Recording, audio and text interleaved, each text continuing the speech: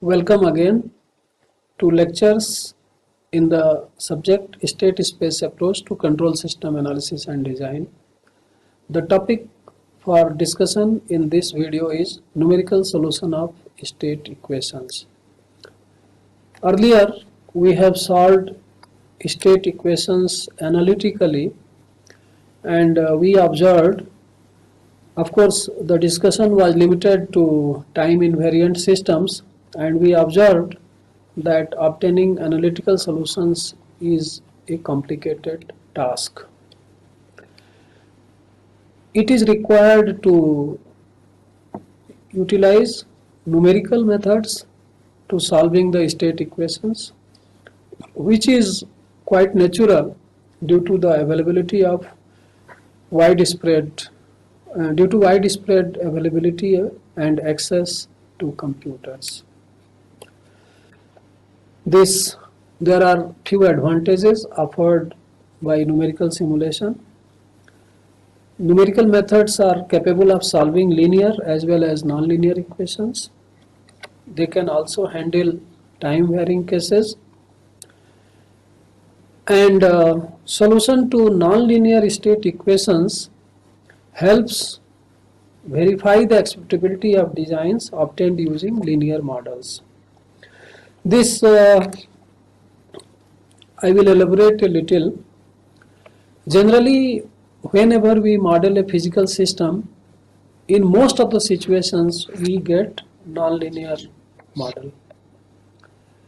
So around the operating point or around the equilibrium, we linearize the nonlinear mathematical model, and thereby we convert a nonlinear model to a linear model.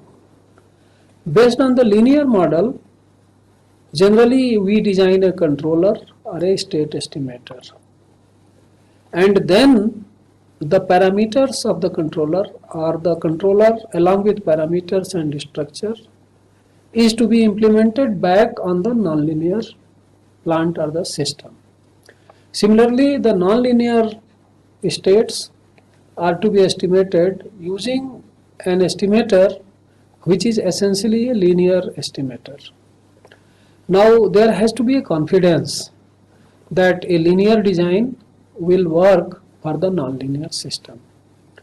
So what we do, we simulate the nonlinear state equations, and on that we verify the designs obtained using the linear models. It builds our confidence. Now in this video, in this lecture, we will briefly see a few numerical methods for solving the nonlinear state equation represented as x dot at time t equal to a nonlinear function f of the state x at time t and the input at time t. And initial condition given is the state is known at the time t equal to t0, which is initial time, and the input is known for the time t at and beyond t0. And with this we have to solve this differential equation. Now in mathematical literature these are known as initial value problems, and quite a few numerical methods of solution are available. From that we will study three of the methods. One is Euler's method or Euler's explicit method, other is Euler's implicit method, and we will also see Runge-Kutta method. So we first see the Euler's method. The derivative dx by dt or x dot is represented by this: x at the time step tk plus 1 minus x the state at the previous time step tk. Tk and tk plus 1 are separated by a small interval delta tk k plus 1. So the difference of the values of the state at the two time instants, the two consecutive time instants, divided by the delta t is basically the approximation to the derivative or the function. This left hand side was the derivative, right hand side was the function. This derivative is approximated by this difference in values of states at the two time instants divided by the delta t, the separation between the time instant. This is the value of the function evaluated at time t equal to tk, the initial time. This is essentially what is done in the Euler's explicit method. Now this can be manipulated and we can obtain solution for xtk, which will be equal to the x at tk, the previous time, plus delta t into the function evaluated at t equal to tk. From this we can see that because we are given at t0 the value of xt as xt0 and value of ut is given, so by substituting the values of xt0 and here the value of xt0 and ut0, we can evaluate f, multiply that to delta t, and we can obtain the solution xt1. Having obtained xt1, and we will know the input is given at instant t1, so from knowledge of ut1 and from the computed value or numerically solved value xt1, one can obtain x at time instant t2. And in this manner one can obtain xt3, xt4, etc. Thus, in many repeated evaluations, we will get the required solution. This is the Euler's explicit method. Now, when we apply this to a linear system, which is represented by a coefficient matrix A, which may or may not vary with time, and input matrix B, so we get this. We get A at instant tk and B at instant tk. Of course, xtk and utk have to be there. And left hand side is identical as was in the nonlinear case. So if we manipulate this, then we get xtk plus 1 minus xtk equal to this delta tk multiplies to the right side. A at instant tk multiplied by delta t into x plus b into delta t into the input.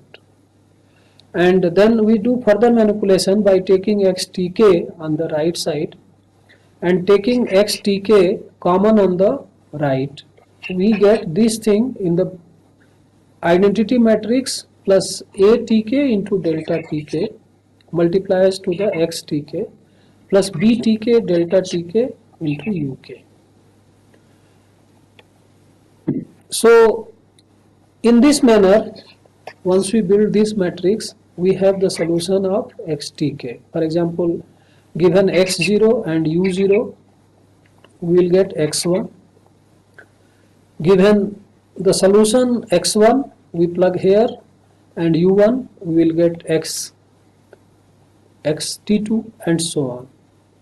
So in this manner we can do the repeated application of this equation and get the solution at various time instant t1, t2, etc.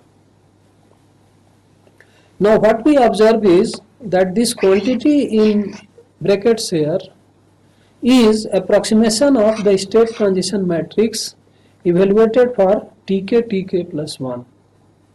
As we have seen, phi tk, tk plus 1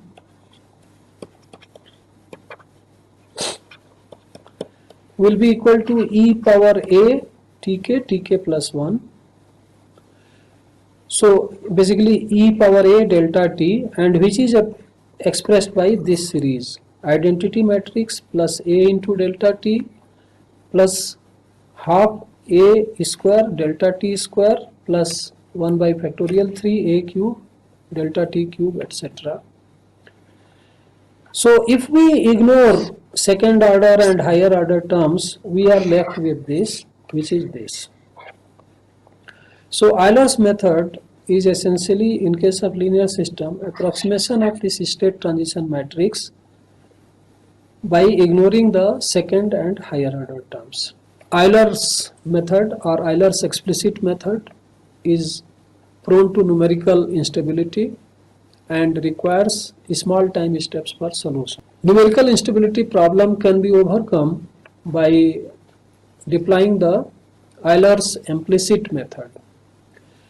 Essentially, in the Euler's implicit method, left hand side is same as that in the explicit method. However, the right hand side you can see the function is evaluated now tk plus 1, input is utilized at tk plus 1, and in the Euler's explicit method here we had tk and uk.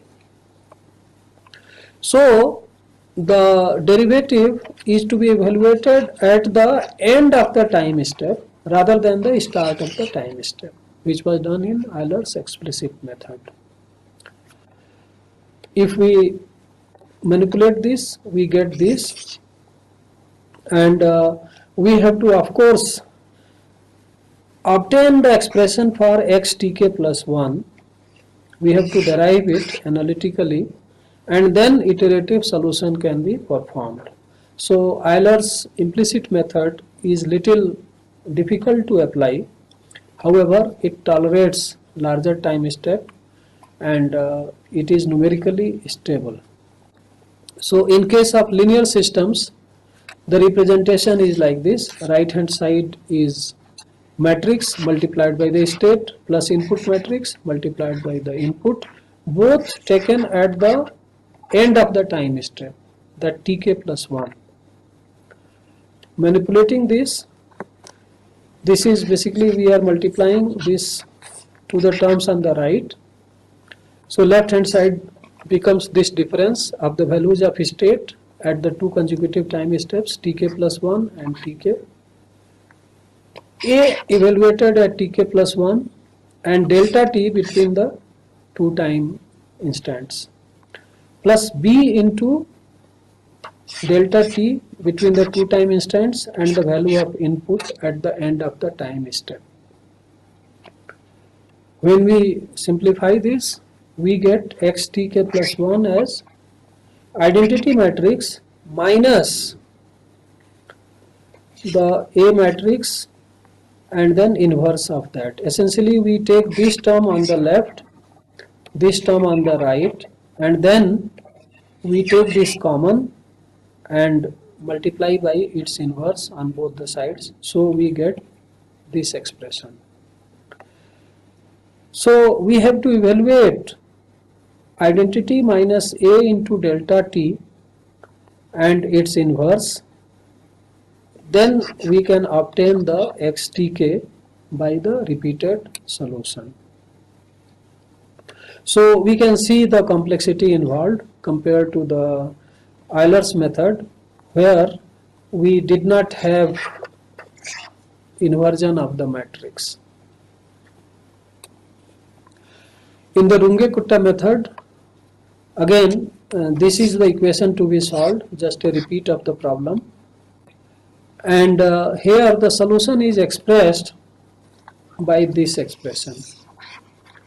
X tk plus 1, the value of the state at the end of the time step, is equal to value of the state at the beginning of the time step plus delta t divided by 6. Please note this 6 is sum of 1 plus 2 plus 2 plus 1 divided by 6 plus the value of the function evaluated at the initial time, start of the time step, at the end of the time step, and at the middle of the time step twice.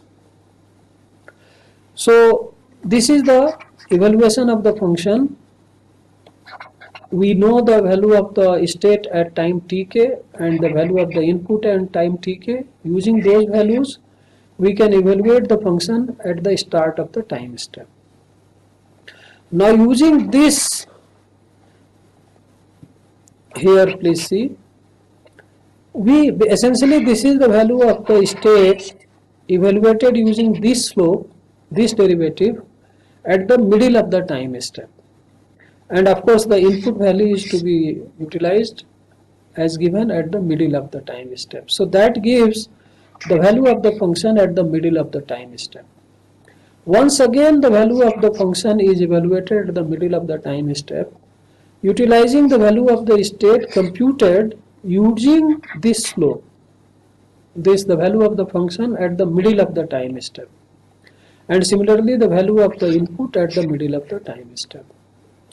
And finally the value of the function or the derivative essentially is computed at the end of the time step by using the value of the state at the beginning of the time step plus the change in the state estimated using the value of the derivative at the middle of the time step. So in this manner we obtain the value of the derivative 4 times, once at the start of the time step, once at the end of the time step, and twice at the middle of the time step.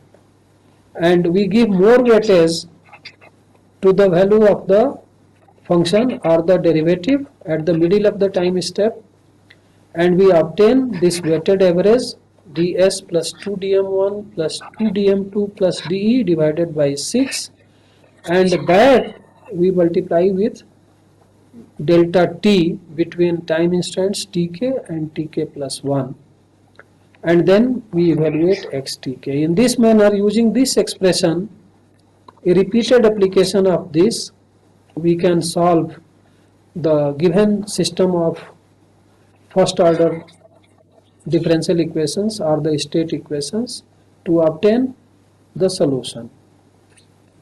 The Runge-Kutta method, it has been observed that it can work with larger values of time step than the Euler's methods, both explicit and implicit. Now there is an exercise for you. This system is there. Please note that this is a nonlinear system. The state x1 is multiplying to input. The B matrix contains x1. A is of course constant matrix. So given this system representation and given the initial condition like this, solve the response for unit step input. Ut is 1 for t greater than equal to 0. We have to solve for x1 using the Euler's both the methods, the explicit and the implicit methods, and the Runge-Kutta method. And what you have to do is you have to obtain the time series, the value of the states x1, x2, the derivatives x1 dot and x2 dot at different instants of time is spaced by 0.05. So 0, 0.05, 0.1, 0.15, 0.2, etc. Of course, one can also solve this equation analytically. To do that, what we utilize is that when input is 1, then this state equation can be simplified as x dot equal to minus 5.16 minus 0.1 x, because this 1 into x1 merges in this part and then this coefficient changes, becomes minus 5, and this is like an autonomous equation which can be solved, and most likely you will get this solution.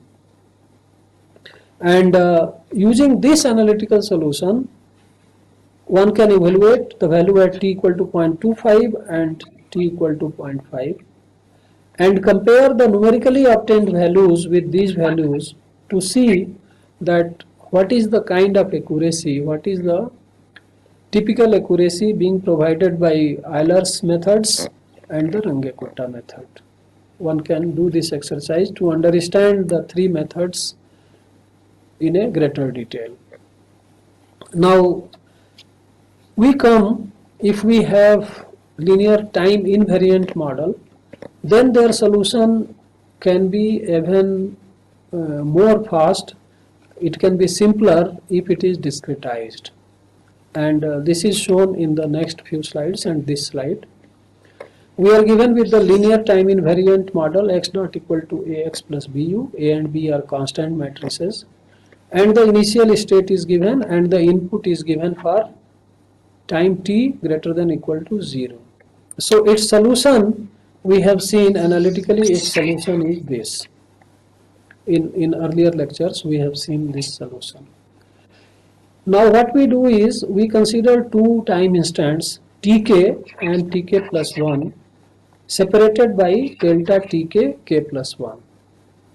The values of state at tk is xk and the value of state at tk plus 1 is xtk plus 1. We can obtain by substituting t equal to tk the expression for xtk, which is this. We can also obtain the expression for xtk plus 1 by substituting t equal to tk plus 1 again in the same equation, which comes as this. Now we pre-multiply this equation by e power a delta t, and this is e power a delta t is this tk plus 1 minus tk, and subtract from this xtk plus 1. So left hand side is xtk plus 1 minus e a power delta t between the two time instants into xtk, which is this thing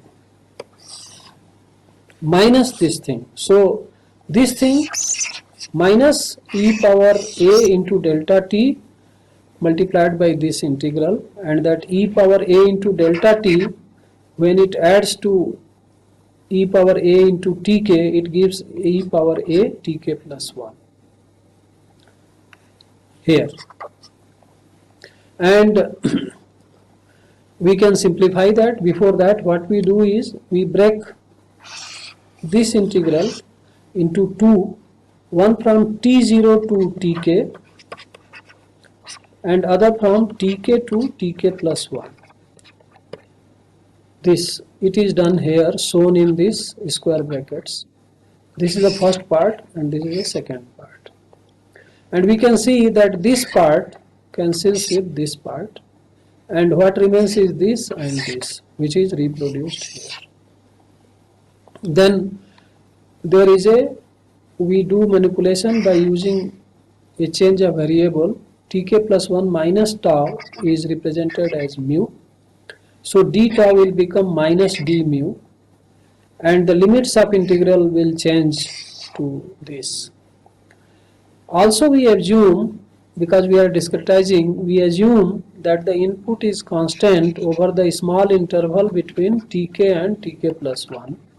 It is constant at its value at tk. So which is this utk. We assume that it doesn't vary during the small interval tk and tk plus 1. Then we get this solution. Xtk plus 1 is given as e power a into delta t between tk and tk plus 1 into xtk plus this integral. So it can be rewritten that e power a delta t is written as phi delta t. So that multiplies to the value of state at the start of the time step, and this gamma, which is this integral, multiplies the value of input at the start of the time step. And so x take e plus 1, the next value of state, is obtained by recursive application of this. So the advantage of this formulation is that we can evaluate phi t and gamma t once, and then repeated application of this equation will give x at t1, x at t2 and so on. Of course, if the time interval is constant, if the sampling is being done at uniform rate, then only it will happen. If the sampling is non-uniform, then we have to evaluate using this expression. Generally, we have uniform sampling, so phi t and gamma t are evaluated once, and so state X is solved by iteration using this expression. So it becomes computationally more efficient. We summarize. The numerical methods for solution of first order differential equations may be used for solving the state equations because they are advantageous compared to analytical methods. Euler's method is the simplest in implementation, especially the Euler's explicit method. However, it requires small time steps for stability of computation and for achieving good accuracy, accurate solutions. Runge-Kutta method is known to work with relatively larger values of time step than the Euler's methods. Hence, even though it is computationally more demanding, more complex compared to Euler's method, it can be efficient in simulations in most of the situations. The response of linear time invariant systems can be obtained recursively by discretization very efficiently based on the discretization. So with that we complete this lecture also. See you again in the next lecture. Thank you very much.